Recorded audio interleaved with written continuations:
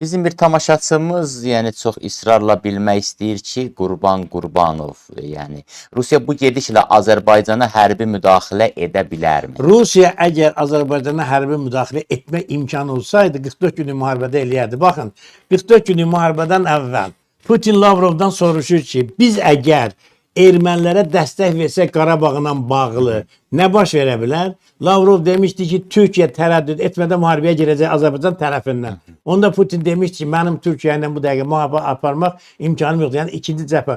Bugün isə Azərbaycanın yanında Pakistan var, Türkiyə var. Baxın, Hindistan Pakistan münaqişəsində Hindistan Pakistandan 10 dəfə böyük ölkədir. Onun 1,5 milyar əhalisi var, Pakistanın 200 milyon əhalisi var.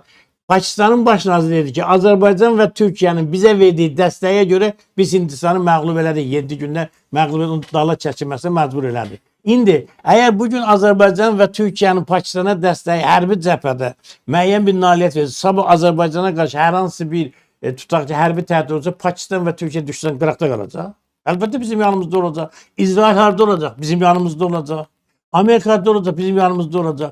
Baxmayaraq ki, bizim özümüzün də kifayət qədər gücümüz və potensialımız var. Hətta o vaxtı Rus qoşunları Ukraynaya hücum eləyəndə və o Ukraynalılar Rusları vurub çıxardanda Dneprin şərq sahələrini bir Rus analitiki demiş ki, yaxşı ki, qabağımızdakı Azərbaycan ordusu deyil. Yoxsa gəlib Moskvaya çıxarlar. Yəni bu Rusiya haqqında belə çox şişirdilmiş Putinin çıxışlarından çıxış. Vay qoyma gəldi bizə müharibə eləyən bilər, müdaxilə eləyən. Bugün Putin elə bir bataqlığa düşüb ki, Ukrayna bataqlığına. Oradan çıxması mümkündür. Dünyanın hər yerində olan qoşunlarını çıxardı, getdi apardı Ukraynaya. Afrikadan çıxdı, Yaxın Şərqdən çıxdı. Putin bir-birinin ardınca o qədər ciddi məğlubiyyətlər. Suriyada məğlub oldu. Bugün Suriyada Suriyanın prezidenti hara gəlib? Azərbaycana. Dünənə qədər Bəşir Əsəd hara gedirdi? Qaçırdı Moskvaya. Gündə bir dəfə qaçırdı Moskvaya. Baxın, Azərbaycanla Moskvanın Suriya münasibətində yerdəşməsinə baxın. Rusiyanın boşaltdığı yeri Türkiyənin Azərbaycan tutub. Liviyada həmçinin, Afrikada da həmçinin Azərbaycanın apardığı siyasət nəticəsində Mahir bəy, Kaladoniya artıq müstəqillik əldə edir. Xəbərin var sənin bundan? Var. Bu Azərbaycanın apardığı, Fransaya qarşı apardığı mübarizənin bir nəticəsi idi. Yəni biz indi açığı da biz müxalifət olsaq da, hakimiyyətin bəzi daxili siyasətindən razılaşmasaq da, amma elə nəhəng nailiyyətlər var ki, o nailiyyətləri biz qeyd etməyə borcluyuq və Azərbaycan nəinki özünün müstəqillər də başqa xalqların müstəqilliyində möhkəmlənməsinə müstəsna rol almağa başlayır. Bugün Suriyanın ayaq üstə durması Azərbaycanla əlaqələrini azdır. Söhbət təkcə iqtisadi əlaqələrdən, həm hərbi əlaqələrdən, həm iqtisadi əlaqələrdən, həm də İsraillə münasibətlərin yoluna qoyulması Azərbaycandan asılıdır. Deməli, Ukraynanın məşhur bir jurnalisti var, Dmitri Gardon bildirir ki, Putin Ukrayna ilə müharibəyə başlamaqla Suriyanı, İranı, Ermənistanı və Azərbaycanı itirdi. İndi növbədə Tacikistan, Türkmənistan, Özbəkistan, Qazaxıstan və Qırğızstan gəlir. Onlardan sonra isə artıq Dağıstan və Çeçenistan kimi regionlar da Kremlin əlindən çıxacaq. Hələ bunu ardınca gözləmək lazımdır. Bugün Rusiyada Altaylarda, Tataristanda, Başqırğızstanda millətçi qüvvələr oyanıblar. Açıq onların televiziya verilişlərində də baxa bilirsən. Hamısı Rusiyanın tərkibindən çıxmaq məsələsini artıq səsləndirirlər. Məsələn, adicə bir Tataristanın başçısının Türkiyə səfəri Rusiyada böyük bir şok yaradı. Və yaxud da bir Azərbaycanın Mehdizadə kimidir deməsi ki, özbəklər tarixi vətənlərinə gəlirlər. Rusiya az qaldı, şoka düşdü Rusiya. Yəni bugün bu aparılan Putinin siyasəti birinci növbədə Rusiya Federasiyasının tamamilə dağılması ilə nəticələnəcək. Bunun başqa bir yolu yoxdur. Ona görə də Rusiya Federasiyasında olan xalqlar indidən müstəqillərinə hazırlanmalıdır. İttifaqların yaratılması. Mən elə gəlir ki, Rusiyada ayrı-ayrı türk xalqlarının müstəqil dövlətlər yaratmasına ehtiyacı yoxdur.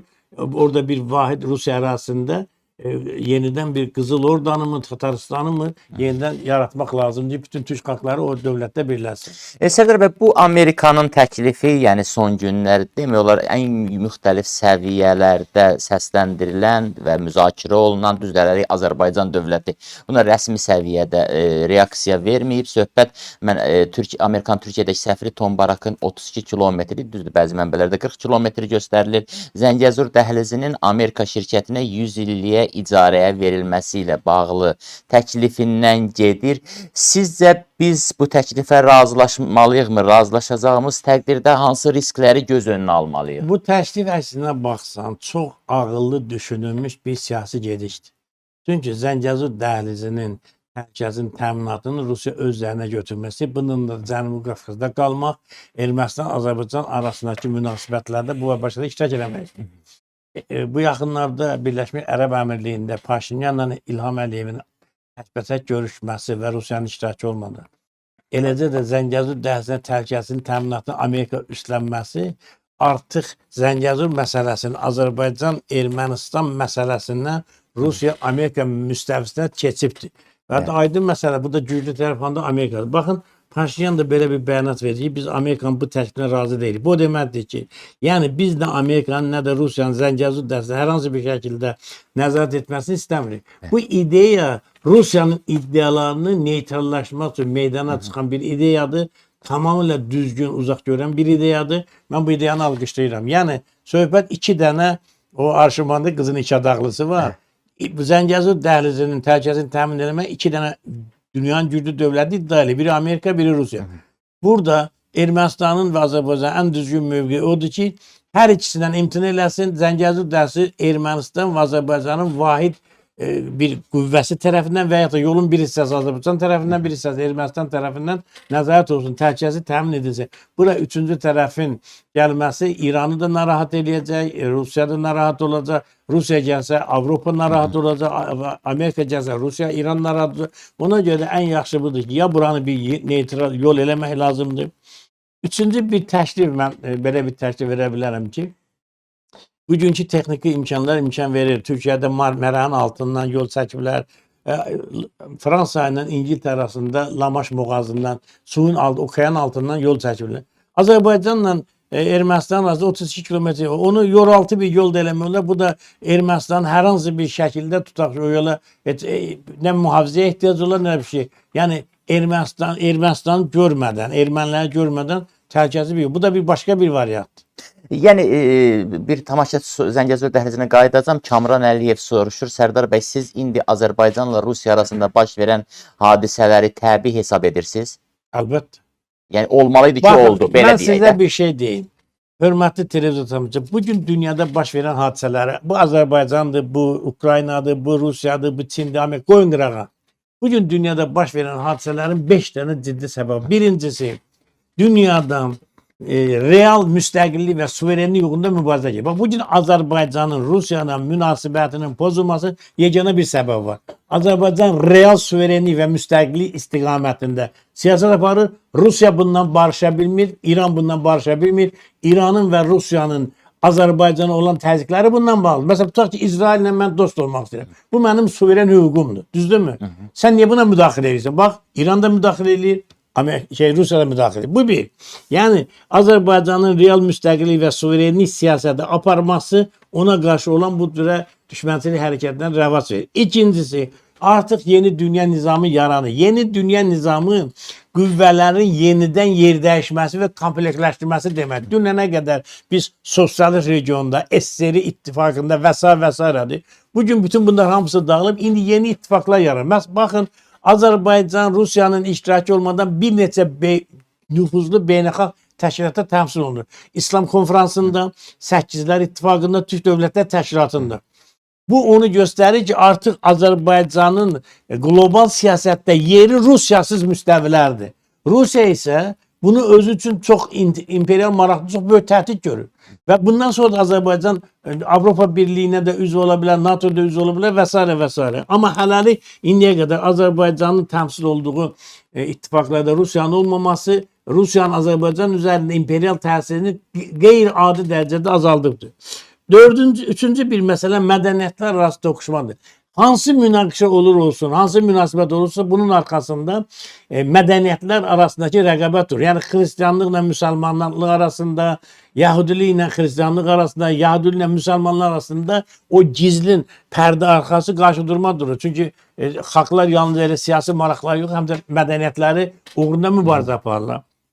Dördüncü məsələ yeniləşmə ilə köhnələşmənin ziddiyyətindədir. Hər bir yeni köhnə konservativ olur, dəyişilmələrə müqavimət yaradır. Yenilik isə tərəqqi, yeni bir imkanlar açır. Bu baxımdan köhnə fikirli adamlarla dünyanın yenidən 19-cu əsrə qaytarmaq istəyən olan qüvvələrlə dünyanı yeni bir müstəviyə çıxarmaq edən qüvvələr arasında ziddiyyət var. Bu ziddiyyətdə müxtəlif münaqişələrə səbəb olur. Nəhayət axırıncı ciddi bir səbəb bu qlobal iqtisadi böhranın dərinləşməsi və iqtisadi sferada, iqtisadi sahələrdə baş verən dəyişmələrdir. İqtisadiyyata belə bir qanunluq var.